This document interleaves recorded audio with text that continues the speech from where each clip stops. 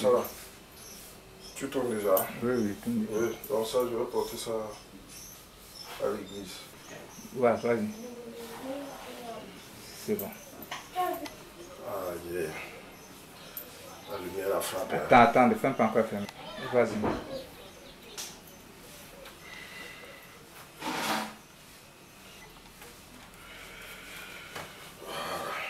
Parce que ça va aller.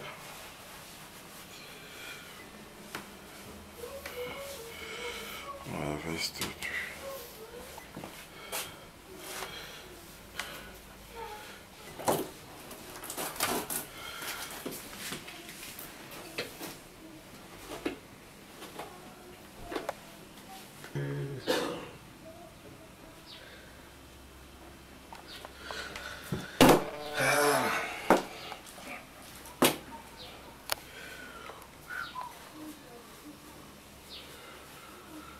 J'espère que c'est comme ça qu'on porte ça. Hein?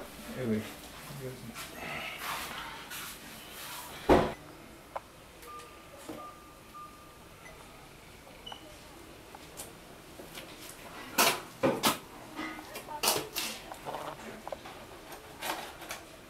Bonjour, comment tu vas?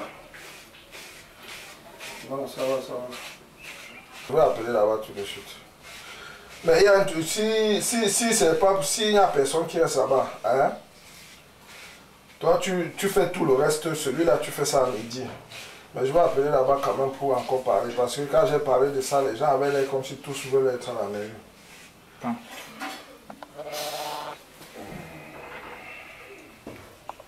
Ah, ouais. Ça sent bon. Hein. Ok, tu peux aller. Tu peux aller.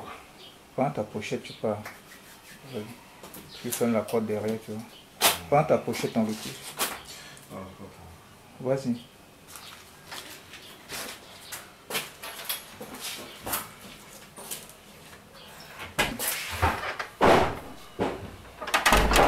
Tu viens.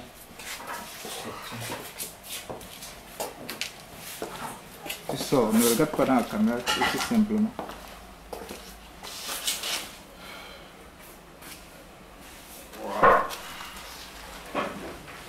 Vas-y.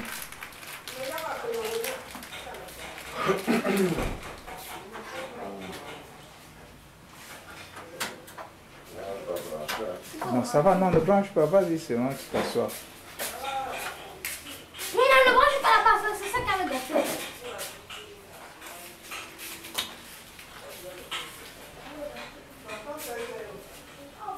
Ok.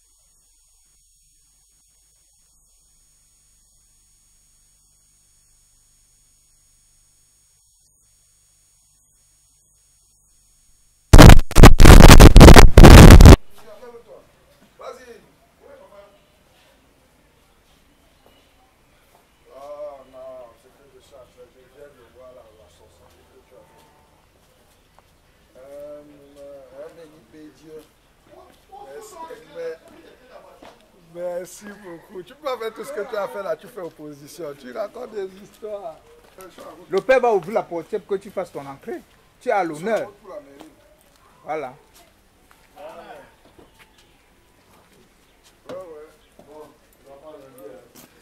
D'accord. C'était vraiment... Vous devez là-bas fort. Hein? Vraiment.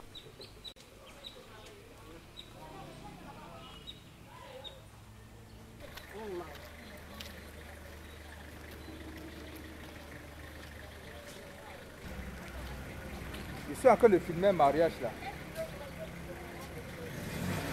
Je suis même comme ça à la mairie avec les mariés. Donc dès que je ne veux passer là-bas. Ok.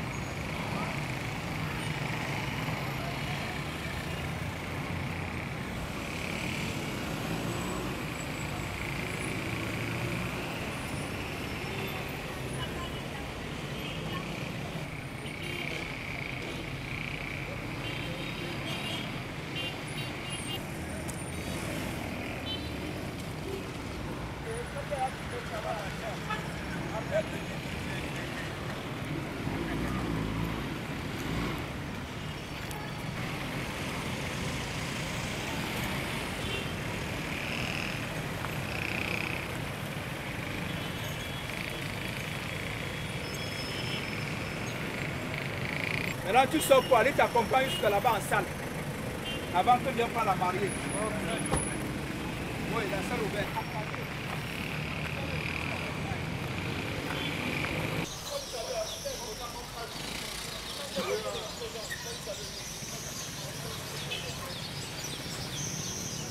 À 10 000 francs.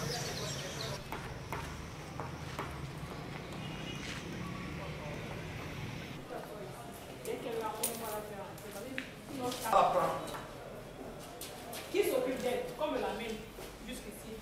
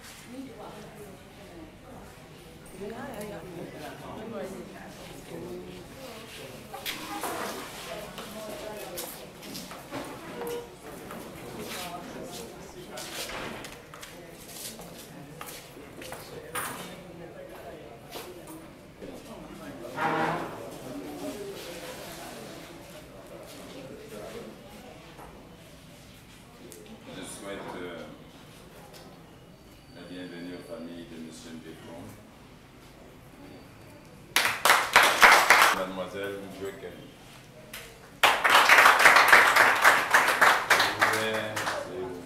Je voudrais, au-delà de cette bienvenue, vous demander de vous sentir ici chez vous. Pendant les quelques instants que nous allons passer ensemble la célébration de l'union de vos enfants. La mairie de Douala-Premier se sent honorée du fait que vous ayez choisi de venir célébrer cette union en son sein. Nous allons procéder au mariage de M. Ndefokandem Serge Bertrand et de Mademoiselle Ndweken Ngemeta Ida Sandrine. Le 214 et 215 du Code civil. Et cela dans son chapitre 4. Ils sont en fait relatifs aux devoirs et aux droits respectifs des époux. Article 212. Les époux se doivent mutuellement fidélité, secours et assistance. Bertrand et Sandrine. Vous allez convenir avec nous que c'est une journée de fête aujourd'hui, n'est-ce pas? Merci d'ailleurs été invité, même si je ne serai pas là. Tout à l'heure, vous allez manger, vous allez boire, vous allez esquisser quelque part de danse, n'est-ce pas? Bertrand et Sandrine, vous êtes ceux-là qui ont organisé cette fête et vous allez être contents de voir toutes vos familles qui vous accompagnent dans votre organisation. Et quelque part dans votre joie, je vais vous poser une question tout à l'heure. Votre joie, vous risquez de vous laisser emporter, peut-être en trop buvant, en trop mangeant, ou alors au moment où vous dansez, que l'un de vous se fasse mal. Je dis bien, parce que vous êtes très content, vous risquez de vous laisser emporter dans la joie, et un de vous se sent en mal. Je vous ai dit que j'allais vous poser une question. Vous regardez le dehors et le dehors. Sandrine a eu mal parce qu'elle dansait. Qu'est-ce que Bertrand fait?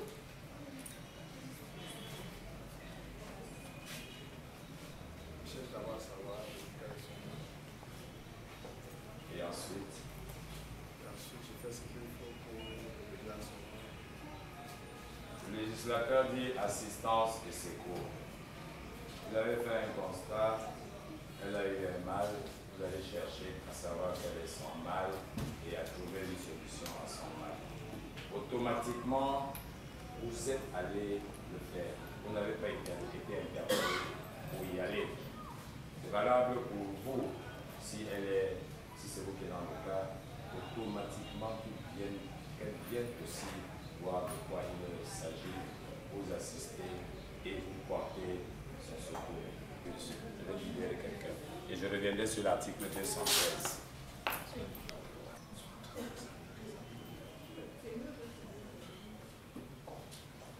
Le 213. Le mari est le chef de la famille. Il exerce cette fonction dans l'intérêt commun du ménage et des enfants. Le législateur nous fait savoir que c'est Bertrand qui est le patron. Je peux utiliser ce terme. C'est le droit que lui confère la loi. Cette force qui devient officiellement la sienne sur vous tout à l'heure, il doit d'abord l'utiliser pour votre intérêt. Je dis bien d'abord pour votre intérêt, l'enfant. Nous partons de là sans vous dire que la loi dit, quant à ce qui vous concerne, comment vous direz, je vois Bertrand, je n'ai entendu que le mari, chaque fois que le mari disait le petit. Je vais vous dire, la femme concourt avec le mari à assurer la direction morale et matérielle de la famille, à pourvoir à son entretien, à élever les enfants et à préparer leur établissement. Quand j'ai parlé de Bertrand, c'était en termes d'une seule phrase, le chef de la famille, tous les jours de la famille, va surtout reposer sur vos épaules. C'est vrai qu'il sera là pour vous assister dans cette gestion. Nous ne serons pas là pour apprécier, mais nous aimons bien dire que nous vous encourageons à bien assumer vos responsabilités. C'est pour vous, appréciez aussi pour nous, parce que nous savons que ça va être bien fait.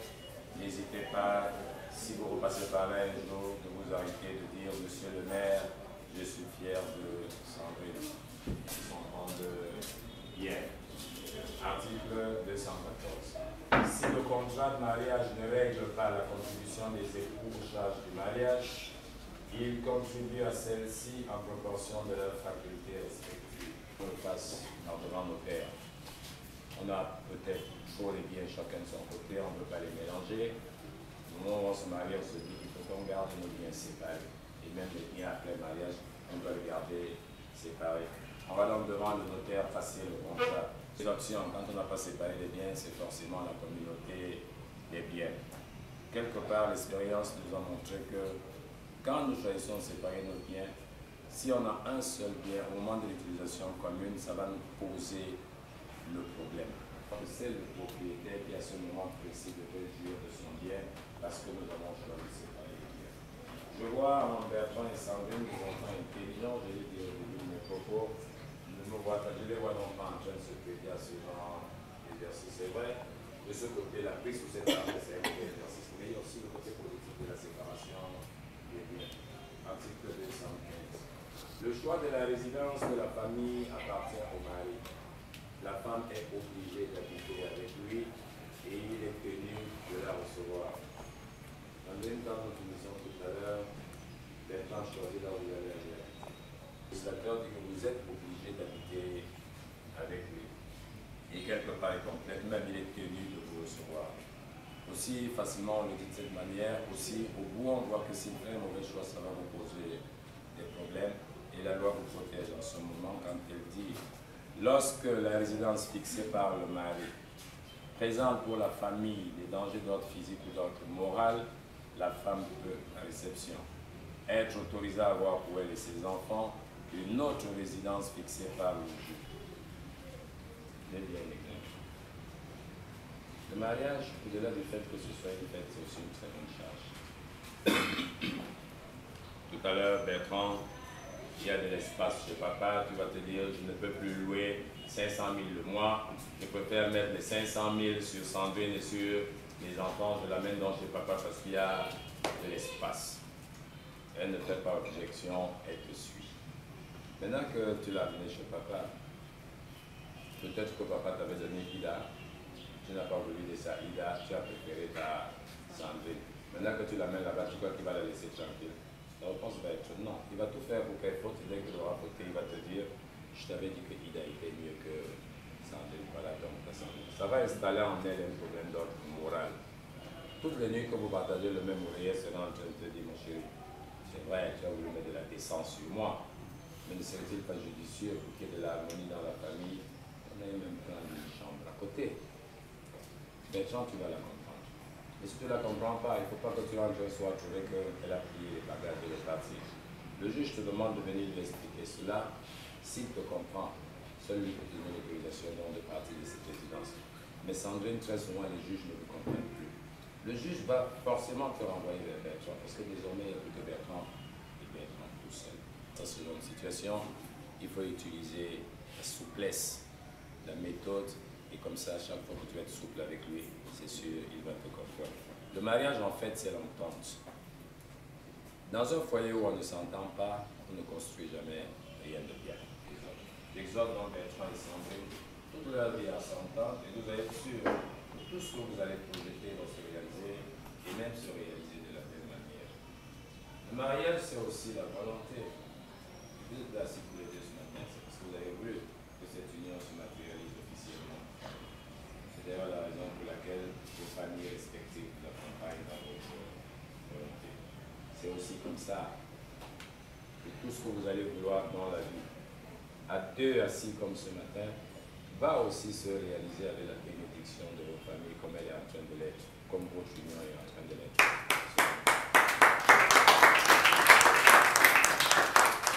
Le mariage, c'est la tolérance et la patience. Et vous mettez certainement, vous allez certainement mettre aussi vos divergences dans la même année. Et cette divergence, il va souvent résulter des conflits qui vont être de plusieurs ordres, religieux, professionnels, culturels, même nutritionnels. Bertrand et Sandrine, vous devez savoir qu'à certains moments, l'un peut être différent de l'autre.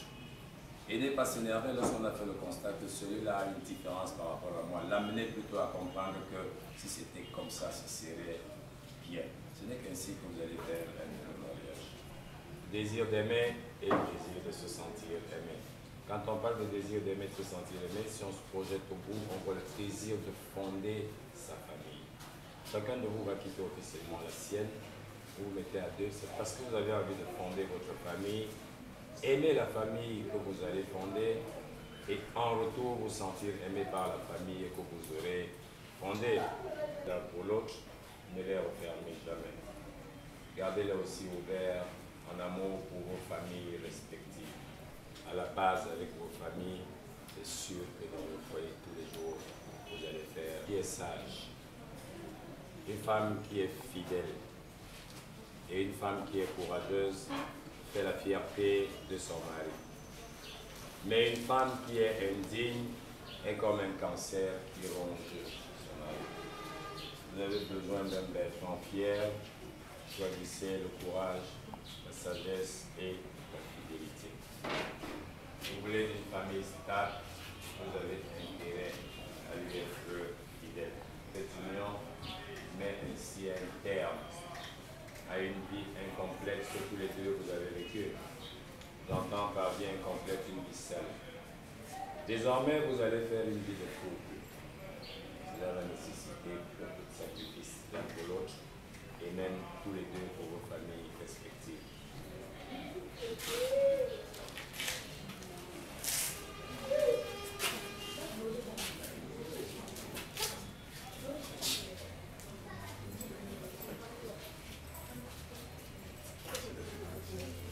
S'il arrivait que nous ayons fini sans que le deuxième témoin de Sandrine ne soit là, je crois que c'est celui de Sandrine, ne soit là, vous allez substituer et faire signer par quelqu'un d'autre. La signature étant illisible, ne sera pas. Pour Camden Serge Bertrand, consentez-vous à prendre pour épouse Mademoiselle Joachim Gemeta Ida Sandrine? C'est pas pour moi. Oui, je consens.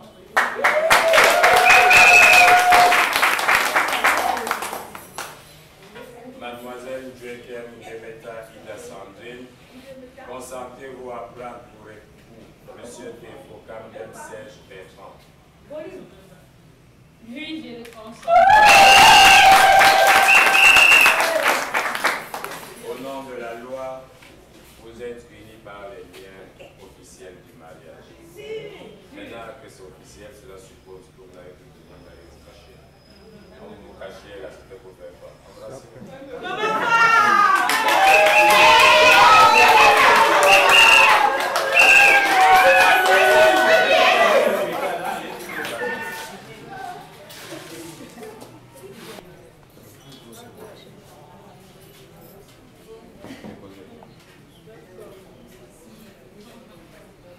Monsieur Défaut, vous avez des choses que vous gardez en vous depuis que vous connaissez désormais Madame Défaut.